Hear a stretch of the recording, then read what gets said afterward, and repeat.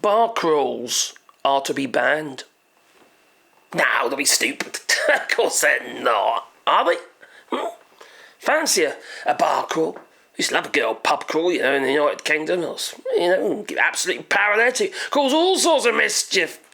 But you used to. Leave it in the comments down below. Well, anyway, please beat the old like button as well.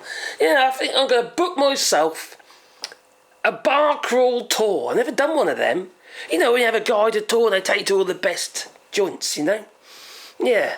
Okay, I wonder where I'm going to go. I haven't been to the Czech Republic. No.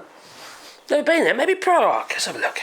I'm just doing a search, okay? Okay. Just put in bar crawls, Czech Republic. Oh, I've got this article come up. I bet it's like that's probably a guide or something, a tourism guide. From bar crawls to Airbnb. Oh, crackdowns. Oh. This is how the Czechs are tackling over-tourism. What, another country trying to tackle over-tourism and rowdiness? Oh, dear. So apparently the city is targeting these rowdy tourists with a bar crawl ban. Well, that scuppered that idea, didn't it? Yeah, I quite fancied that, yeah. I'll leave the missus at home, of course, just go on my own, maybe. But no, not now. Not possible.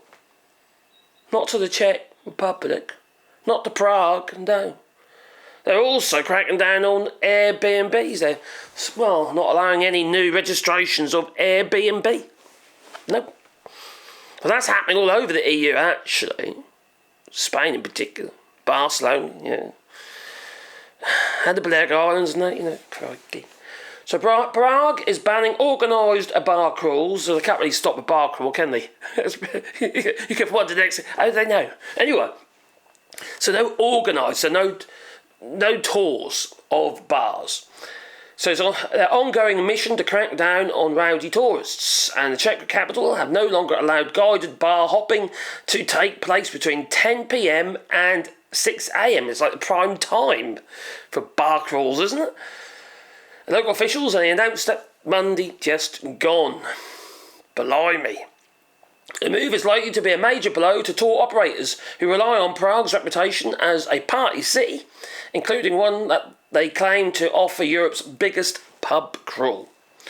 And it hoped that the ban would reduce nighttime disturbances and contribute to clean the streets and improve the city's reputation among locals, tourists and investors. So, their thinking is a bit like what's gone in other places around the EU.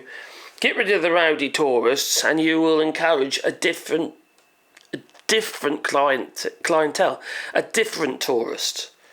Not one who just wants to get paralytic, maybe one who'd like to, visit the attractions of Prague, for instance. That sounds quite appealing to me. Now, as many Brits have left Spain, for instance, they've been replaced with Belgians and Dutch, people from the Netherlands, etc., who are less rowdy and less problematic.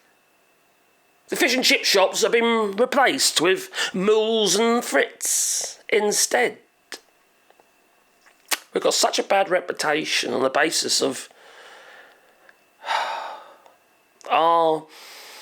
How to put it? Oh, crikey. It's actually quite embarrassing. I find it embarrassing. When you see our youngsters going to these places, just cause so much disturbance, they just get absolutely paralytic and just, wreck the joint. The hoteliers, they're sick of it as well because they're getting wrecked. The rooms are getting destroyed. And the major clean-up has to be done every single morning or all the way through the night because of the flipping crap that's everywhere. And you get half-naked kids everywhere just trying to basically have sex in the street. Oh, I like that idea. But anyway, I think it's understandable. It's just trying to clean up. They're trying to clean up, get a different client base. Not one that just want to get paralytic. And quite often are the higher spenders. Not people who are just trying to come over for a cheap drink. I think it makes sense. Now, when you consider that Britain's some of the biggest tourists of the European Union. It's understandable that we are the ones who get tarnished with that brush. That we are the ones causing all the trouble. But it's not just the Brits, or should I be more inclined to say the English? No. It's people in Germany. They can be a little bit rowdy at times, but I've never found that. I've always found most Europeans to be extremely respectful. I've had a young lad doing an internship with me in the workshop, and he's come back on the 28th. I have never met anyone so conscientious in all my life. I really haven't. To the point of it being a little bit too much, you know. But he's this really, really, really nice Swiss lad who happens to live in Paris, you know. And it's refreshing, and it's also embarrassing. Makes you feel like we're doing something seriously wrong in the UK. Seriously wrong. What say you? Please leave it in the comments down below. If you want to watch Ali do it on Patreon or buy us a coffee, and the links are down below also. Now, we are doing a rewilding here in France. You might be interested, you might not. Well, if you want to have a tree, there's a link down below. You can follow the link. And, you know, you can make a small donation or a contribution, and then we will plant a tree on your behalf. But I'll also make a sign to go with that tree.